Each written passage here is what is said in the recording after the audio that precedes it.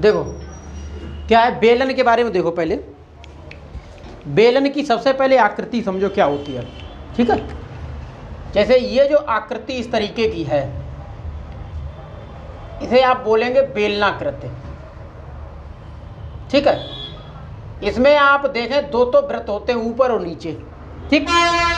और इसकी ये ऊंचाई होगी। जब इसमें वृत्त है तो इसमें त्रिज्या भी होगी, ठीक है। तो ये हो गई इसकी ऊंचाई, इधर इसकी ये त्रिज्या हो गई, यहां से यहां तक ये त्रिज्या इसकी हो जाएगी। अब कुछ चीजें ध्यान दो। सबसे पहले बेलन का वक्र पृष्ठ, बेलन का वक्र पृष्ठ, ठीक है। ये होता है 2πRh, ठीक है। नंबर 2 पर आपको ध्यान रखना है बेलन का संपूर्ण पृष्ठ, बेलन का संपूर्ण पृष्ठ। देखो पृष्ठ लिख के आ जाए या पृष्ठीय क्षेत्रफल लिख के आ जाए, बात तो एक ही है। चाहे पृष्ठ लिख के आ जाए चाहे पृष्ठीय क्षेत्रफल लिख के आ जाए, तो दोनों एक ही बात है, याद यही रखना। लेकिन इतना ध्यान रखना, खाली वक्र पृष्ठ और संपूर्ण वक्र पृष्ठ दोनों में फर्क होता है, ठीक है। संपूर्ण पृष्ठ और वक्र पृष्ठ या पृष्ठ, ठीक है। पृष्ठ और वक्र पृष्ठ दोनों एक ही बात है। संपूर्ण पृष्ठ तो उसमें संपूर्ण पृष्ठ में ये दोनों वृत्त का क्षेत्रफल आ जाता है, और ये तो होता ही होता है इसके चारों तरफ का क्षेत्रफल गोलाई में। तो ये हो जाएगा आपका 2πRh, 2πRh ये होगा। और दो इसमें गोले हैं, उन दोनों गोलों का क्षेत्रफल, भाई एक गोले का क्षेत्रफल क्या, गोला क्यों, वृत्त, एक वृत्त का क्षेत्रफल क्या होगा, πr²। और एक नीचे वाला एक ऊपर वाला, ठीक है। तो कितने हो गए, 2। ये कितने हो गए, 2। ये हो गए आपके 2। अब देखो इन दोनों में कॉमन क्या है, 2πr कॉमन है, बचेगा यहाँ क्या, h, और यहाँ क्या बचेगा, एक r बचेगा। देखो क्षेत्रफल हमेशा एक वर्ग इकाई में आएगा, किस में आएगा, वर्ग इकाई। हमने ये पहले ही बताया है कि क्षेत्रफल हमेशा वर्ग इकाई में। वर्ग इकाई का मतलब सेंटीमीटर में अगर नापा गया है तो सेंटीमीटर स्क्वायर, मीटर में नापा गया तो मीटर स्क्वायर, ठीक है। तो ये हो गया इसका संपूर्ण पृष्ठ।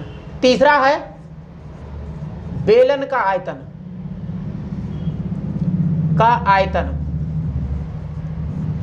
बेलन का आयतन होता है πr²h। क्या होता है, πr²h। तो ये सारी चीजें आपको ध्यान में देना है। वृत्त का आपको पता है, और वृत्त का थोड़ा जानकारी कर लो, उसमें व्यास होता है और उसमें त्रिज्या होती है। व्यास जो होता है वृत्त का, क्योंकि यहाँ वृत्त का कभी कभी जरूरत पड़ जाता है, वृत्त का जो व्यास होता है उसे आप d कहेंगे। अगर त्रिज्या की बात करें तो यहाँ त्रिज्या को r से डिनोट करेंगे, और इन दोनों के बीच का अगर संबंध की बात करें तो d = 2r, क्योंकि इसमें दो त्रिज्याएं, एक व्यास में दो त्रिज्याएं होती हैं, एक व्यास में दो त्रिज्याएं होती हैं, दो त्रिज्याओं को मिलाकर के एक व्यास बनाया जाता है। तो कभी कभी मान जो है व्यास में दिया जाएगा तो आपको त्रिज्या निकालनी है, तो क्या करना है, जैसे व्यास में मान दिया है तो त्रिज्या हमेशा, त्रिज्या निकालने के लिए व्यास में 2 का भाग करना पड़ेगा। जैसे 2 का भाग कर देंगे तो r = d/2 आ जाएगा। तो इस तरीके से ये इन दोनों के बीच का संबंध है जो आपके क्वेश्चन में आने वाला है, ठीक है, इसलिए मैंने बता दिया है। अब क्वेश्चन पे चलते हैं, ठीक है। क्वेश्चन देखो,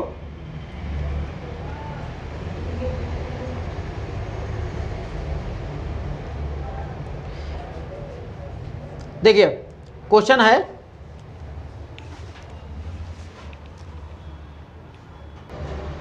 ठीक है। क्वेश्चन आपके सामने कहता है कि एक बेलन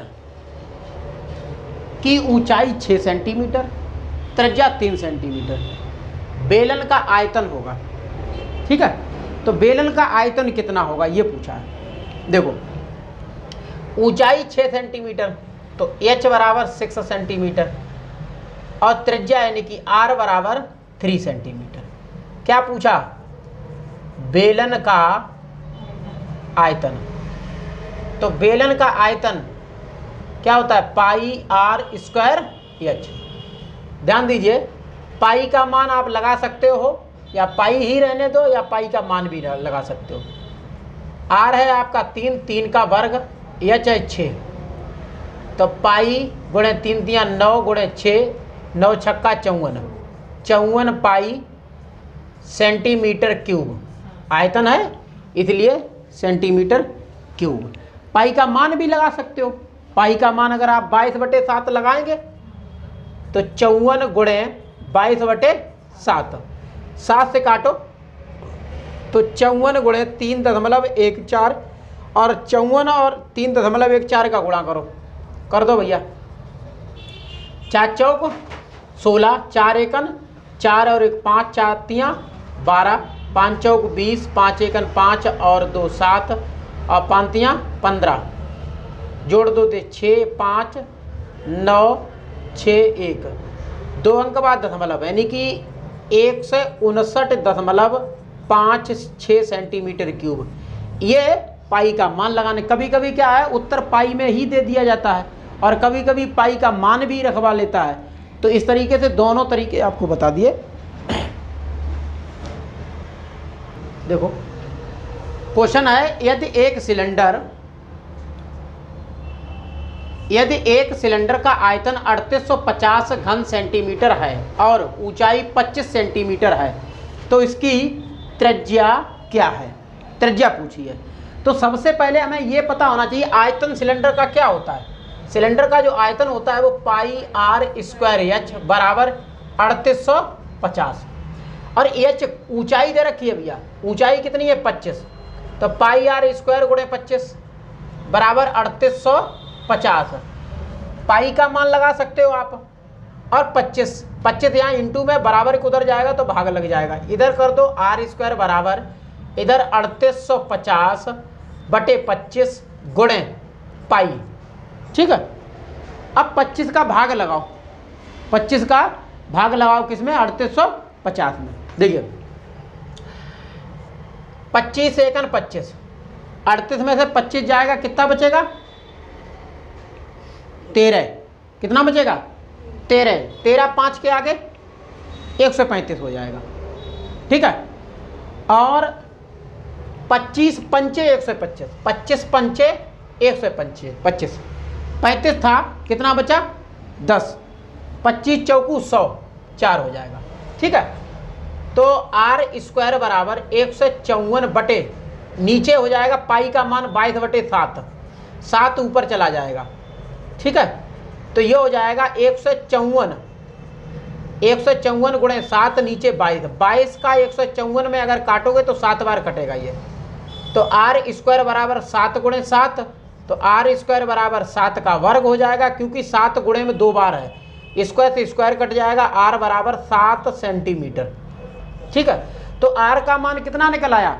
7 सेंटीमीटर। यही तो पूछा उसने, त्रिज्या पूछी तो त्रिज्या में मिल गई।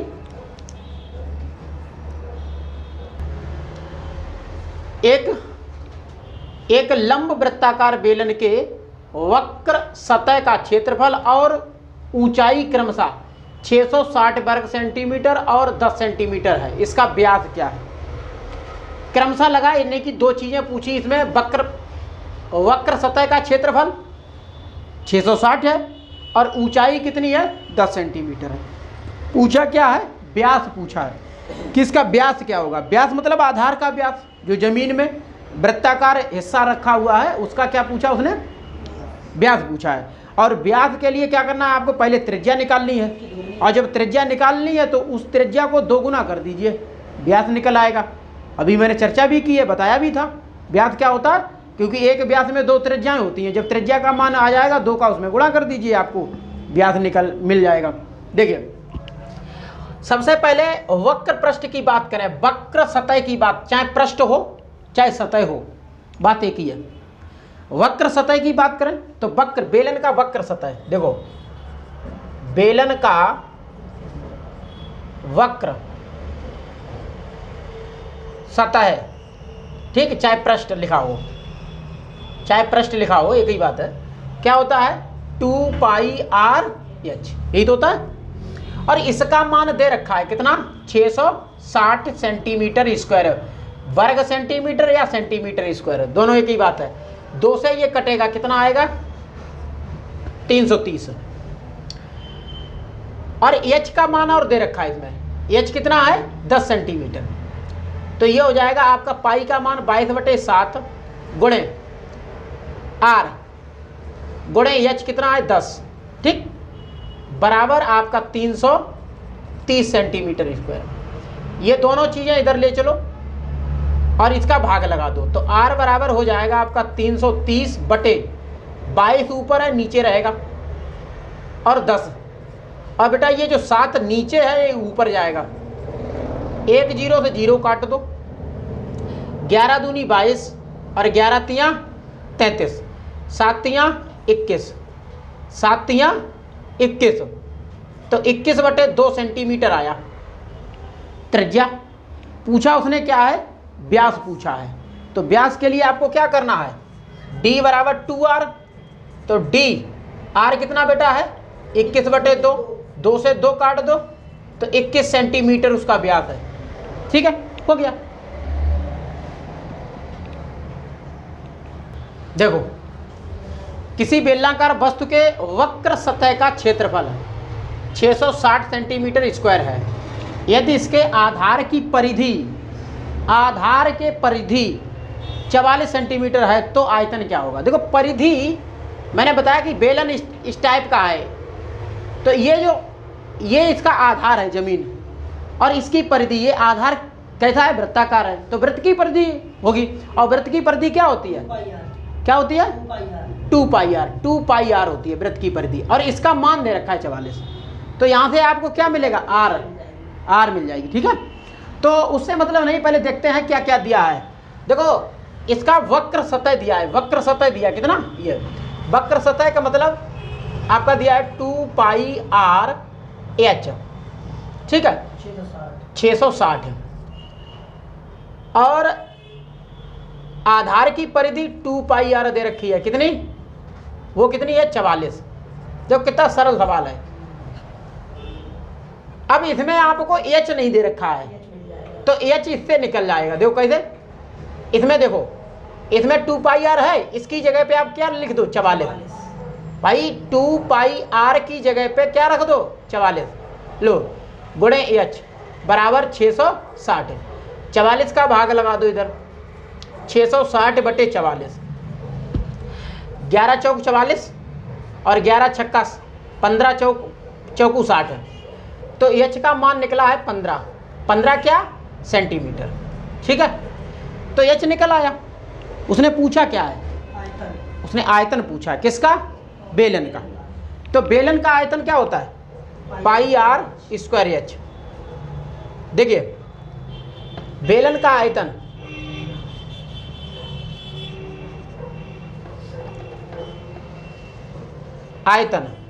πr² h, ठीक है। अब देखो देखने वाली बात यह है कि r और नहीं है, तो r भी तो चाहिए हमें इसमें, है ना, आयतन निकालने के लिए। h तो निकाल लिए, चलो भैया 2πr बराबर 44 है, 2 से ये कटेगा 22 आएगा, ठीक है। तो r बराबर कितना हो जाएगा 22/पाई, कितना आएगा पाई, बस इतना ही रख दो यहाँ पर, या फिर इसका मान भी निकाल लो। तो r बराबर मान निकाल लो 22/7, 7 ऊपर चला जाएगा, 22 से 22 कट जाएगा, r बराबर 7 आएगा, ठीक है। तो इसे कर दो। देखो इस पाई का मान है 22/7 और इस r का मान है 7, और 7 पे वर्ग है तो 7 को 2 जगह लिख देंगे, और h का मान है 15, इस 7 से 7 कट जाएगा, गुणा कर दो भैया, 7 दूनी 14 यानी कि 154 गुणे 15, 15 का 15 चौकू 60, 15 पना 75 और 6 81 की 1 हासिल 8, 15 एकन 15 व 8 23, ये भैया निकला है 2310, यही उत्तर हो गया। नोट कर लो इसे,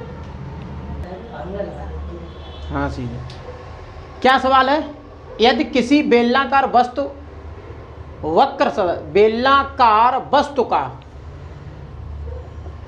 वक्र सतह का क्षेत्रफल 616 सेंटीमीटर स्क्वायर है और ऊंचाई 14 सेंटीमीटर है।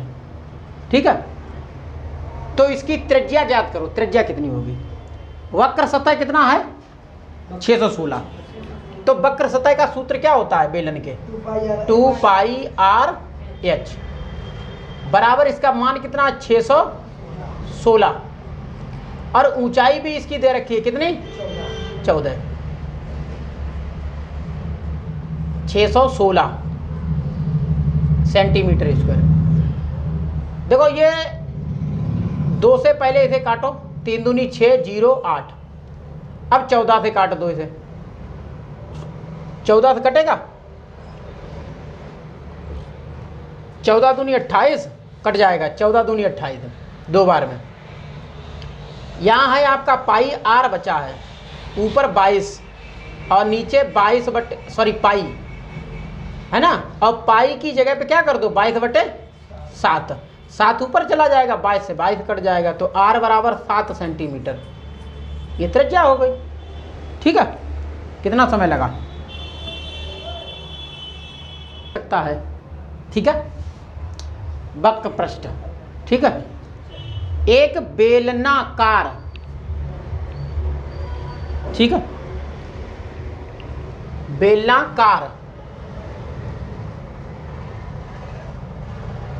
या बेलन, हाँ बेलनाकार वर्तन की त्रिज्या r तथा ऊंचाई 5r है, उसका वक्र सतह या वक्र पृष्ठ ज्ञात कीजिए कितना होगा। तो देखो त्रिज्या कितनी इसकी है r और ऊंचाई कितनी इसकी है 5r। बेलन का वक्र पृष्ठ क्या होता है, बेलन का वक्र जो पृष्ठ होता है वो 2 पाई आर एच है ना, तो 2 इंटू पाई में भी इसका आंसर दे सकते हो, पाई में रहने दो। ठीक है, पाई कटेगा नहीं है, आर कितना है आर ही है स्मॉल, एच कितना है 5r है, तो ये 5 दूनी 10 आर स्क्वायर पाई, ये आपका आंसर हो गया। ठीक है, नोट कर लो।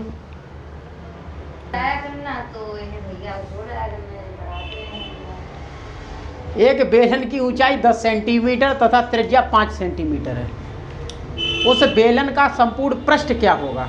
संपूर्ण पृष्ठ पूछा, हमने बताया था संपूर्ण पृष्ठ का सूत्र क्या होता है। देखिए ऊंचाई कितनी है 10 सेंटीमीटर और त्रिज्या कितनी है 5 सेंटीमीटर। संपूर्ण पृष्ठ, बेलन का संपूर्ण पृष्ठ क्या होता है 2 पाई आर और एच प्लस आर, तो ये है 2 पाई आर कितना है 5 और ये 10 प्लस 5 जोड़ो 15 पना 75 दूनी 150। ठीक है, क्षेत्रफल पूछा है पृष्ठ क्षेत्रफल, तो सेंटीमीटर स्क्वायर, ये आपका उत्तर हो गया। पाई का मान भी लगा सकते हो इसमें, उसे सॉल्व कर सकते हो। ठीक है, देख लो इसे भी। एक लंबवृत्तीय बेलन का वक्र पृष्ठ 110 पाई सेंटीमीटर है। ठीक है, वक्र पृष्ठ है सेंटीमीटर, तो सेंटीमीटर स्क्वायर होगा ना, तथा आधार की त्रिज्या 5 सेंटीमीटर है, तो उसकी ऊंचाई क्या होगी। ठीक, तो बेलन का वक्र पृष्ठ क्या होता है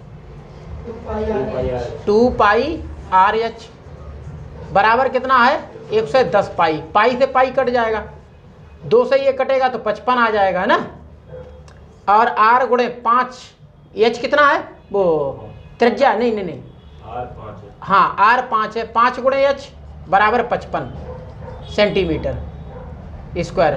5 से ये कटेगा कितना आएगा 11, तो एच का मान 11 सेंटीमीटर बचेगा। ठीक है, ये हो गया, इसे भी नोट कर लो।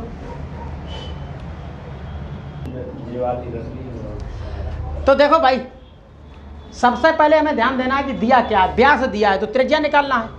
ठीक है, जैसे व्यास का मतलब होता है जैसे r बराबर 2r और ये है कितना 14, 2 का भाग लगाएंगे तो r बराबर कितना होगा 7 सेंटीमीटर। ठीक है, तो ये तो r का मान हो गया। और ऊंचाई भी इसमें दे रखी है, कितनी है 24 सेंटीमीटर। अब देखो दोनों मान आपके सामने हो गए। पूछा क्या, सबसे पहले संपूर्ण पृष्ठ। तो बेलन का संपूर्ण पृष्ठ, तो संपूर्ण पृष्ठ क्या होता है 2 पाई r और h प्लस r।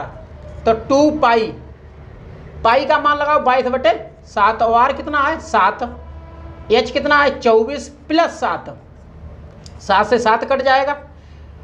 24 और 7 कितना हुआ बोलिए, 22 दूनी 44, 22 दूनी 44 गुणे 24 और 7 कितना हुआ 31, गुणा कर दो 31,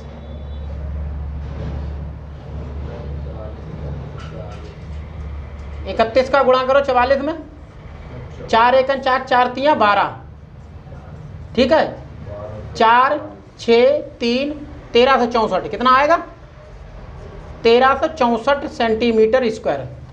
तो एक आपका ये निकल आया। दूसरा क्या पूछा, वक्र पृष्ठ। वक्र पृष्ठ, तो वक्र पृष्ठ क्या होता है 2 पाई r h, 2 इंटू 22/7, r कितना है 7 है, h कितना है 24 है, 7 से 7 काटो, 7 दूनी ये 44 गुणे 24, ठीक है 24 और 24 चौकू 96 और 24 चौकू 96, तो 105 हो जाएगा। 24 चौकू 96 हासिल 9 और 24 चौकू 96 और 9 105। अब पूछा आयतन, क्या पूछा है आयतन किसका, बेलन का। तो 22/7, r बेटा कितना है 7, 2 जगह लिख देंगे, ये 24 है, ये कट जाएगा, ये हो जाएगा 154, 7 दूनी 14, 7 दूनी 14 1 15 गुणे 24 है, 24 चौकू 96, 24 पंचे 120 और 9 129 हासिल 12, 24 एकन 24 और 12 36, ठीक है ये आयतन हो गया। तो इस तरीके से ये आपके क्वेश्चन हो गए, नोट कर ले थे, ठीक है। ये लास्ट क्वेश्चन है, क्वेश्चन नंबर 10 क्वेश्चनों को अच्छे से लगवाने का हमने प्रयास किया है। और देखो भाई क्या है, किसी बेलन का आयतन 250 पाई सेंटीमीटर क्यूब है, यदि बेलन की ऊंचाई उसके आधार के व्यास के बराबर हो तो बेलन की त्रिज्या कितनी है। तो बेलन की त्रिज्या कितनी है, देखिए आयतन कितना है इसका, ये देखो 250 पाई। तो बेलन का आयतन पाई r स्क्वायर h बराबर 250 पाई। तो पाई दोनों तरफ है, पाई से पाई कट जाएगा, क्या आएगा r स्क्वायर h बराबर 250। अब एक चीज उसने क्या कह रहा है कि उसकी ऊंचाई और उसके व्यास के बराबर है। कैसे, जैसे d बराबर h और d क्या है d है 2r, तब h है। आप कह सकते हो कि जहां पर h है वहां 2r भी रख सकते हो, जहां h है वहां 2r भी रख सकते हो। और नहीं तो हमें h निकालना है, हमें h निकालना है, तो r की जगह पर हम h/2 भी लिख सकते हैं, लिख सकते कि नहीं। तो h निकालने के लिए क्या करेंगे, देखो r की जगह पे h/2 का स्क्वायर गुणे h बराबर 250, ये हो जाएगा h स्क्वायर गुणे h बटे 2 दूनी 4 बराबर 250। ये इधर जाएगा 200, देखो 25 चौकू 100 होता है, 4 का गुणा 250 में कर दो, और ये h क्यूब बराबर हो जाएगा तुम्हारा 250 गुणे 4 बराबर 1000। क्या हो जाएगा 1000। तो h क्यूब बराबर 1000 होता है 10 का क्यूब, क्यूब से क्यूब कट जाएगा, h बराबर 10 सेंटीमीटर। तो ये 10 सेंटीमीटर इसकी ऊंचाई निकल के आई है। इसे आप लोग अच्छे से समझ लें।